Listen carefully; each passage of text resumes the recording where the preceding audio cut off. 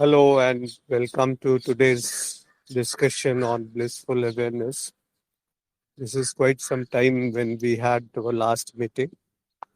So there are several questions which have come. I will paste them here.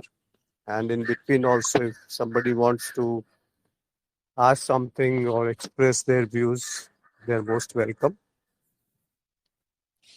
We'll start with the first one that why self needs a body.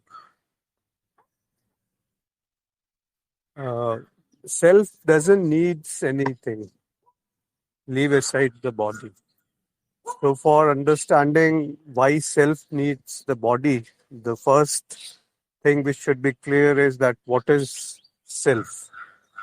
If that is not clear, then the answer will be not correct. That why self need the body? Because then a image has been made that this is what self is, and self needs some medium to express itself. Therefore, it needs a body.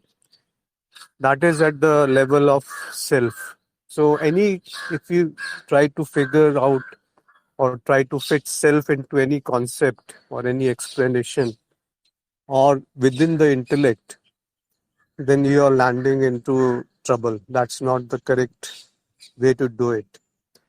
The better aspect would be that yes, at the level of illusion, we can answer this question that the body is a collection of senses, a medium through which experiences happens. But the automatic question will arise that the senses also are an experience. The body also is an experience. The intellect also is an experience. So therefore, everything boils down to just there are experiences and there is experiencer. Now that experiencer is sometimes called self. So it is not that experiencer is superior to experience or experiencer needs experience or experiencer has created experiences to know itself. It's not like that. All that will be coming from the limited intellect of a human being. That intellect is generated out of the experiences, and therefore, in its own limitation, it forms a concept about what is being known and what is unknown, which we call as the one who is knowing the known. So all these things will remain a concept because you just think in from a different perspective that if there are different types of senses, there will be different types of experiences, and there will be different type of intellect which will be developed. And there is no way to question that intellect whether it is right or wrong. So each there are so many living beings. Each living being has his own intellect, his own way of survival in the environment in which that living being is existing. So therefore, all of this can be boiled down to all limitations which we generate through the senses and through which the intellect gets developed. Because as a child is born, the intellect is not that developed. It only knows very few things.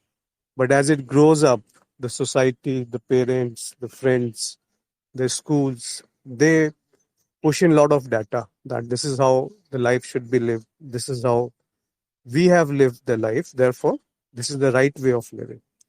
But if you start questioning them, then the things will turn topsy down. I mean, there will be absolutely a new picture can emerge that whatever I have been told when the impressions were easily to be formed. So if I can question those impressions, then you can reach to the source from where the impressions are arising. So hope it is clear. Otherwise, you can ask me again. And second question: what do we mean when someone asks, "Are you aware?" and we reply, "Yes." It's better to use the word "I" because "we" doesn't have any meaning that What others are experiencing, I cannot know. So if again the question is rephrased, what do I mean when someone asks me, are you aware? And I reply yes. So what does it mean? It simply means that there is awareness, there is a cognition of the question being asked, there is understanding of what is being asked, and there is a response, there is a reaction that yes, I know I am. So this knowing I know I am is the most fundamental knowing. You can't go beyond this knowing that I exist. And therefore, when I say I exist, I don't want any medium to come to this conclusion that I exist. Even if my all the senses are closed or not working, still I know that I exist. So this knowledge of I am aware is the awareness itself. Therefore, uh, it, it is not dependent on anything. That it means that if somebody asks you, are you aware? If you say yes, that means you are aware. And if you say no, that also means you are aware. So that means what? It means that it is the most fundamental existence which cannot be denied. And that is what people name as self. Now, to name it, to capture it within a concept or within a word is the biggest or is one of the most fundamental fault which normally anybody can do, because then you you have separated yourself from what that is, and you think that you know the self. That is a thought, and this also is being known, that thought is also being seen. Therefore it is a it cannot be explained in the words, yet whatever is being explained is the same expression of the one existence in which there are no divisions. So first the mind creates the division, and in that division, one division is that I am different from the thought. So just stay there, just see there, where is the difference between the one which thinks that I know and the thought itself? Is there a gap? Try to remain in that gap. Try to just be silent in that gap. Be peaceful in that gap. You will find that gap start vanishing, because the division is an illusion. And therefore, the I thought, which thinks that I know, is not different from the thought itself. And if both are one and the same, there is no division. So all divisions are illusion. And therefore, it it it just boils down to awareness that yes, I exist. I think that is clear. Otherwise, again, if anybody else wants to add on to it or have other views, please you can. Third question is, what is difference between awareness and consciousness? Both are words. Different teachers have defined these words differently. The word consciousness, since has been used for quite some time and has got several meanings in uh, different texts, different context, and therefore is quite distorted, because consciousness means semi-conscious, super-conscious, unconscious, and so on and so forth. So whereas awareness is more direct, awareness is more straight, and therefore awareness means that I know that I exist.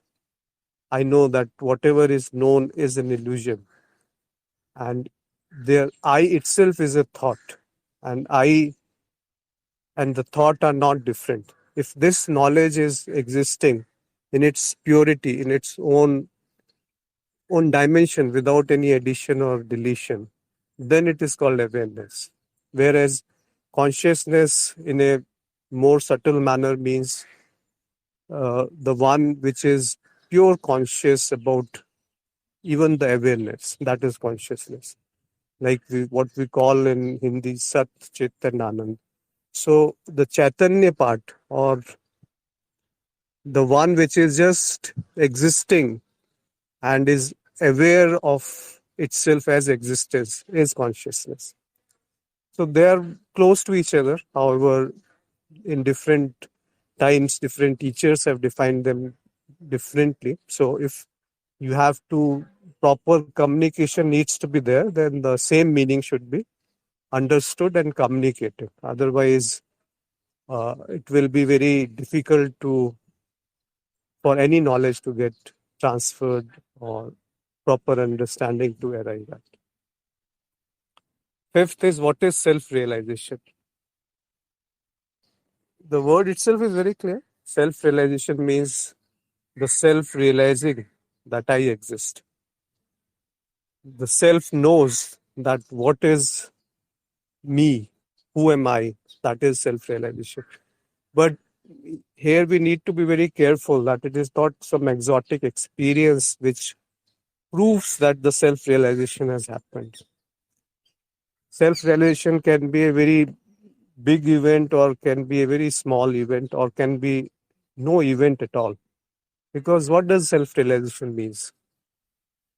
Self-realization to happen, again, there needs to be a division between the self and the one who is realizing that the self is there.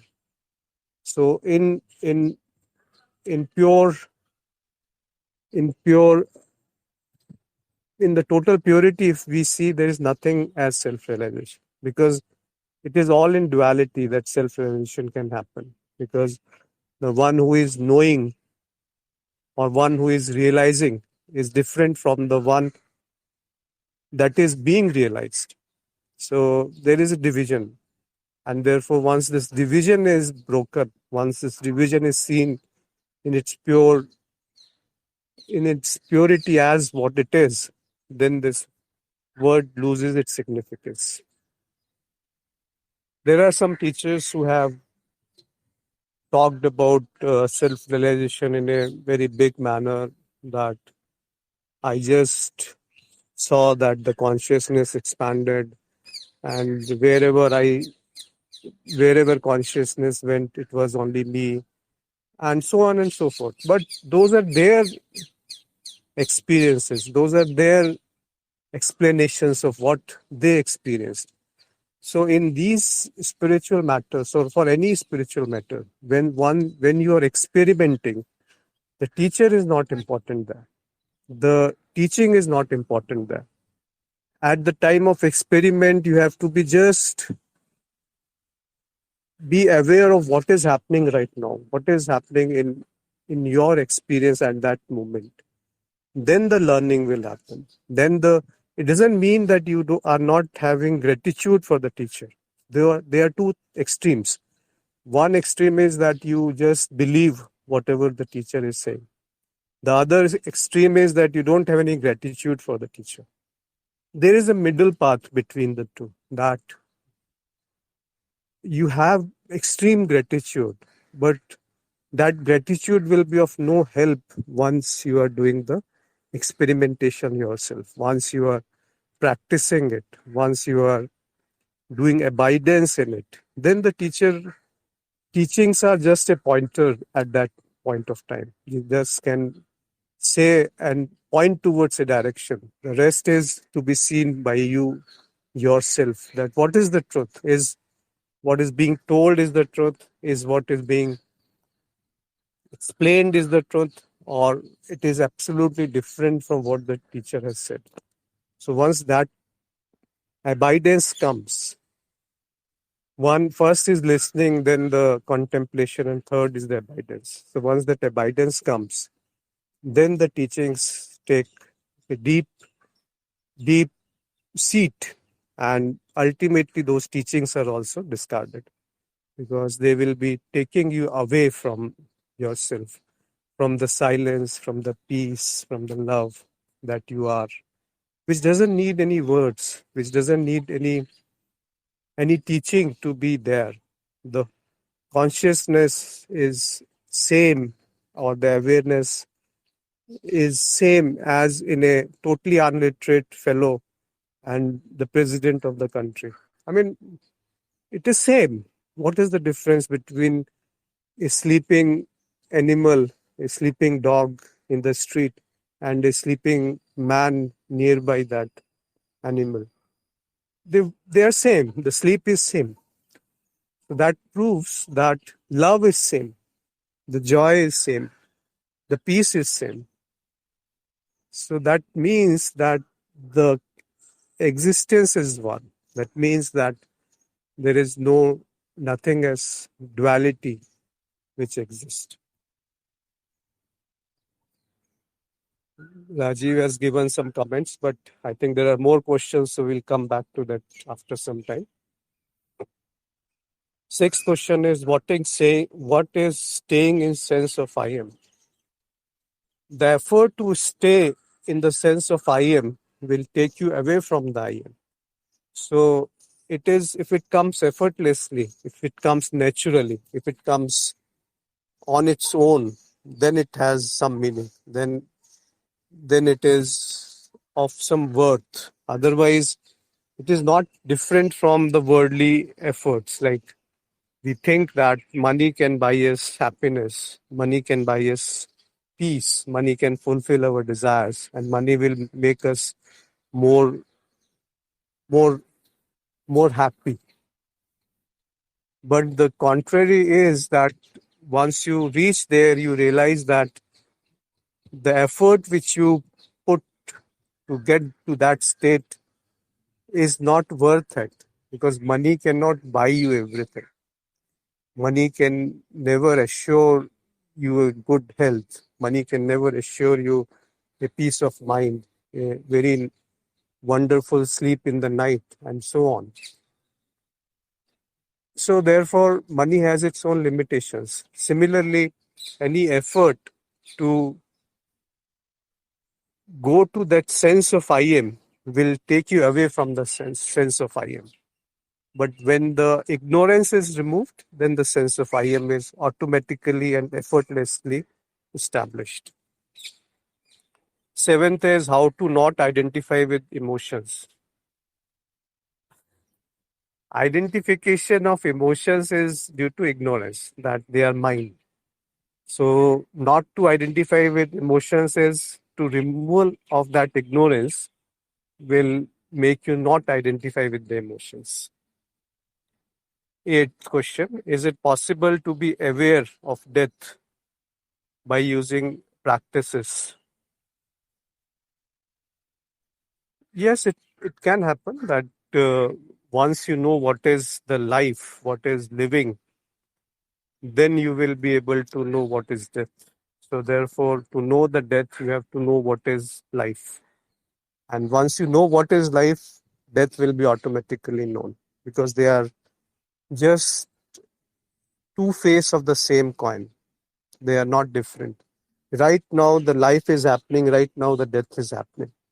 The moment you take inhale and the moment the breath stops and turns back, death has happened during that split of second.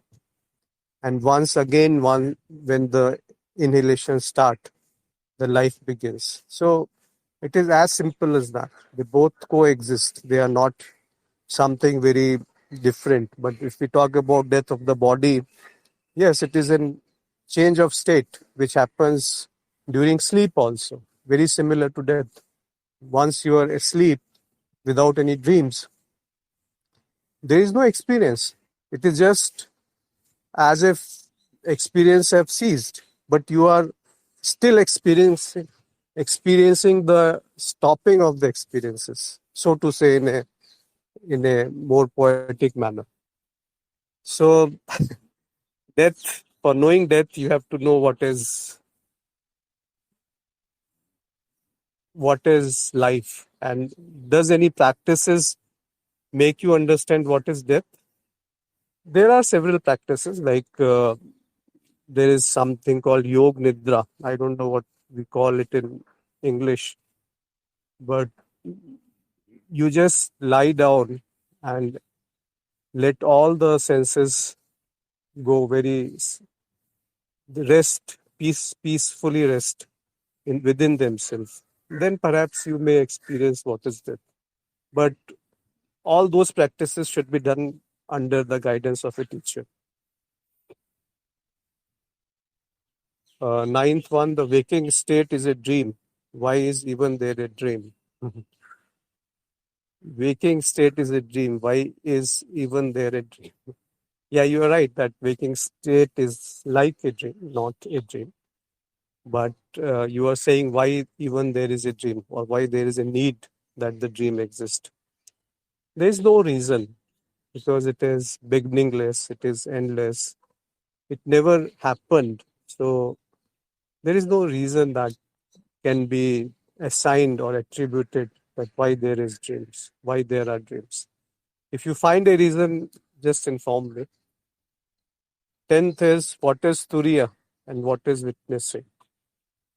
Turiya means the awareness is there in all the three states. When we say three states, it means waking and dreaming, or the subtle state, and dreamless state of when there are no dreams, only sleep is there, deep sleep. So when the awareness is there that I am the experiencer of all these three states while these states are happening, that is called turiya, which is unbroken awareness in all the three states. And what is witnessing? Witnessing is, we don't use this word. We have to see what context it is being used. But witnessing can be said as experiencing, or witnessing can be said to be a witness is witnessing. So to know that I am the witness is witnessing. Same as awareness.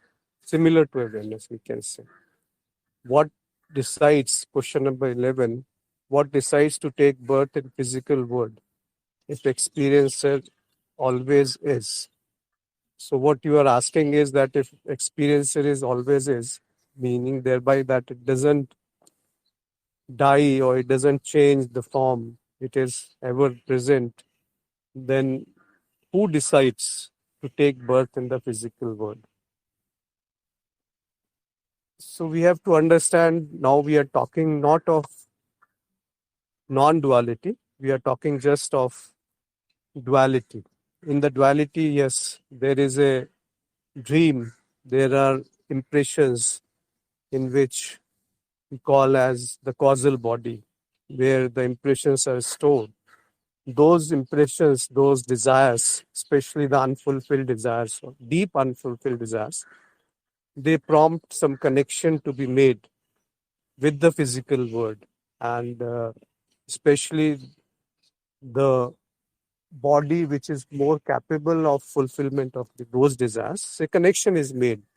This all is being talked about in the word of illusion, in the word of Maya. So in the word of duality. So all these divisions happen. The problem is that we mix different levels of knowledge into one and ask question from a different level and expect answers to be, there is a confusion, because if we talk about non-duality, then it is the ultimate truth, the things as they are. But if we come to the duality, the level of physical world, then there are multiple answers. And one of those answers is that causal body is connecting with the physical body, and therefore the birth happens. 12th question, if in dreams, we see some people and some things happen in dream, and then we wake up and see that it is not real. Whether waking state is also similar to that. You want to say whether the waking state is similar to the dream state. And we wake up and see that the dream is not real. And whereas in dream, we see several people and few things which happen in dream, which is very different from what happens in the waking state. So once we wake up, then only we know that the dream was unreal. So you are right. The dream state and the waking state are very similar to each other, almost identical, except for the pace at which the change happens. In dream, the pace at which the change happens is very fast. And in waking state, the pace happens in mixed. Some changes are very fast, some changes are slow. So the memory or the mind can function more rationally in a waking state.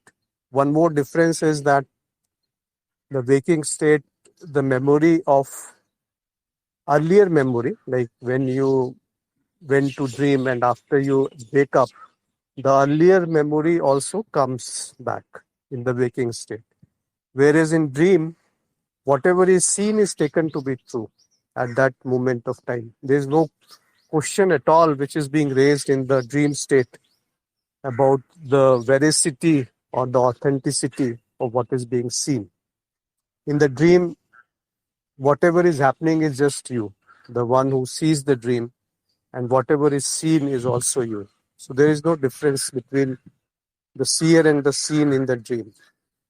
Same way, if you wake up from the waking and observe that the seer and the seen are one in waking also, then the difference dissolves. Then the apparent difference between waking and dreaming will be removed. Then you will be able to see that the waking and dream are one. And that is maybe also called self realization. I think question number 13. I think human beings are artificial intelligence gone wrong. What is difference between artificial intelligence and the human? I think if somebody wants to answer this question in the group, please unmute yourself and answer it, or please express your views on this, that whether human beings are artificial intelligence gone wrong or they are sentient, vibrant, living beings. If somebody wants to express, they're most welcome. Question number 14. Why consciousness needs to appear in various forms, such as human? Consciousness does not need to do anything. It just happens, whatever is happening. So human is also an accident of survival instinct which has happened, and over a period of time the potential has arisen that the intellect got so mature that it can question its own existence. So it is a matter of play, leela, or illusion, that whatever is happening is just happening. Consciousness is not needing anything to appear. It doesn't want anything. It's just what it is. Last question is, what is limited I that is talking, whether it is mind or ego? I or limited I is same as ego, and mind is generally taken as a more broader sense, which includes all senses, sensations, the body, the emotions, the desires, the feelings, and the ego. So mind can be termed as a more broader way. Whatever is experienced is mind, and one of those experiences is ego, or the sense of I. I think I have answered to the best of my ability. If anybody wants to add or say anything on the questions, on any one of these questions, yeah, please go ahead. Good morning, Ashwinji. Good morning, everybody. Am I audible? Yeah, go ahead, Rajiv. Okay. So I'll start with the last question. That what is limited I that is talking. So here a lot of jargon of words are being played in all the questions. Something is repeating. Anyway, when this word I is used, it itself is limited. So there is a confusion that there is some unlimited I. So when it's said I, itself is making you limited. First of all, that's the ego, as you said correctly, and then the intellect goes on to identifying this I with that essence, unknowable, or which is also called as the consciousness, awareness, and which is there's a word given in the scriptures or by rishis as Brahm. So because the words are necessary for intellect to hold on to something. So that's that's the context of this question. Again, the question number 14th, I think it's the same question which is there also in other questions, that why the self needs a body, or why consciousness needs a material body. So it doesn't need a body. I think that is yeah. What is happening here is that certain tendencies, they keep on tendencies. Again, it's all boils down to vibrations model, the assumed or the imagined model, uh, to understand how it may be happening. So, uh, what is happening here is that the consciousness, which is that state of beingness where mind is completely at rest, watching its own activities, everything, but without any identification. That's called as Brahm, which is ever all over, but without as any whatsoever identification. So that's kind of a consciousness. So it doesn't need a body. The body is, as you said, is appearing. It's a temporary appearance of certain complex vibrations form, and then there are tendencies, and then there is a memory, and then whatever names are being given to explain by intellect to itself. Uh, about the AI thing, I was just thinking. Okay, it's one way to look at the humans are kind of an AI, but let us understand that when we say AI, it is purely in context of the so-called uh, engineering, or the so-called attempt by the human intelligence to create another self, uh, I would say, self-manageable kind of an intelligence product of material where it can self-regulate. So that's normally artificial intelligence. So it's trying to basically mimic or copy the human intelligence. I don't think we can say that humans are AI gone wrong, or so AI is something which is created by humans, as it they think they have created it, and humans are something we can say is a natural product of these vibrations in the emptiness. How we try to understand our own origin. So it is interesting to compare it, but as a metaphor. But it cannot be said that they are same. That will probably confuse the mind much more. Then it will go more deeper into some kind of wrong imaginations and assumptions. And then rest questions, I think I've written some answers. That's all. Thank you, Rajiv, for sharing your views. You are right. All, I think, similar. Rajiv, the voice is echoing. Can you just mute? Yeah, thank you so much. Just unmute yourself whenever you want to speak. So, absolutely right. What you said about awareness or artificial intelligence, consciousness appearing in different forms and limited I. So, my view is also same that artificial intelligence is something which is created by the human, and human itself are the product of artificial intelligence of some entity which is more superior or more intelligent than human is very difficult to say, because then we will be entering into matter of speculation. At best we can say is that artificial means illusion and intelligence means intellect. So yes, in that respect human beings are also artificial intelligence, because something is happening in artificiality, illusion sort of a thing, and it thinks that it is intelligent, and it can operate only from input and output perspectives only. So let's come to this point. This is very good. That what is it which is not a reaction in a human mind? Everything is a reaction, right? So this type of question is the one which takes you from all this garbage of knowledge. This question will take you into, because there's no answer to this question, that what is that reaction which is, or to it put it differently, what is the action which is not coming as a result of reaction, as a result of impressions, as a result of past impressions? You will find everything is a past impression. Then what is past and what is future and what is present? There's no answer. Then who created that past impression? Again, there's no answer. But let let us more simplify this question, that is there any action which is not result of the reaction or the past impressions? Is there any action which is free from the reaction? Then you will land into a area of unknowability, an area of that which can never be known.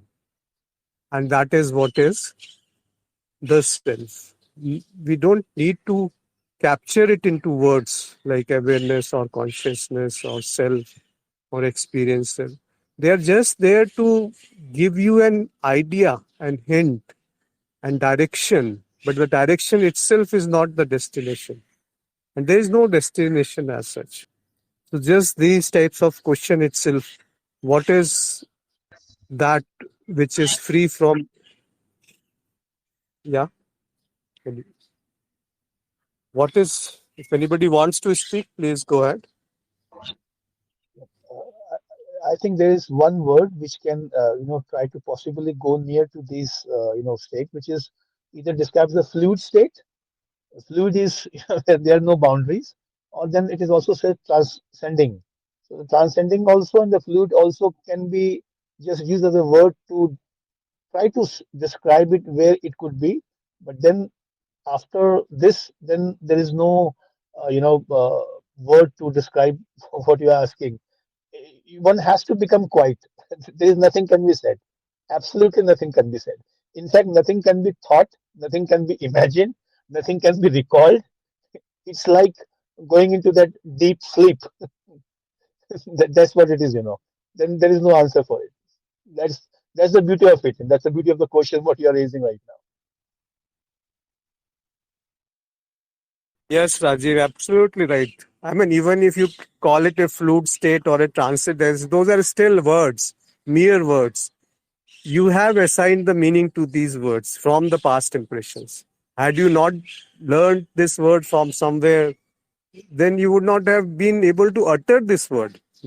If a human child is born in a jungle amongst some animals, he will never be able to speak the language which we are speaking. He will never be able to say this word transcendence or fluid. So that authenticity, which is not result of a past impression, that authenticity which is not the result of a reaction from from impression, what is it? And there won't be any answer. You're right. You will be totally speechless if you are authentic and genuine with this question. If you are authentic with, let us say, what is that being which is free from all standpoints, which doesn't have any standpoint? Because to say that I am free from a standpoint itself is a standpoint. To say that I know myself is a standpoint. To say that I am aware is a standpoint which we have learnt, which we have heard, which which the intellect is grasping, which is within the grasp of the intellect. What is my being which is beyond the intellect? Now tell me what it is. You can say it is experiencer, you may say it is witness, you may say it is self, you may say it is whatever name you may give it. But still, those are mere words which have been heard from somewhere, which have been learned from somewhere, which have been read from somewhere. But they are not yours. They are not you. They are words.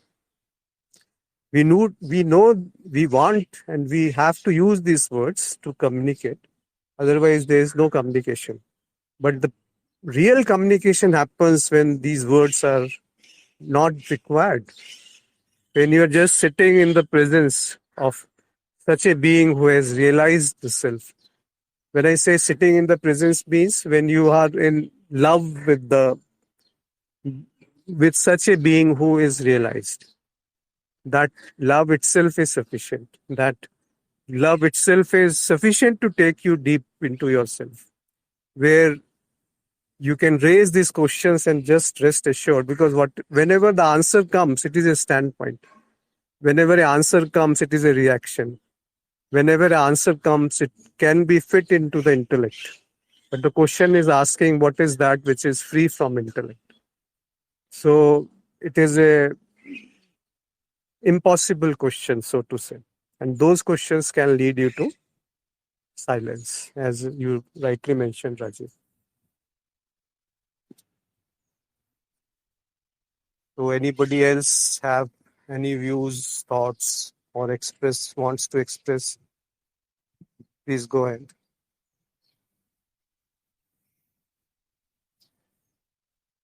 On any question or anything else which is beyond these questions.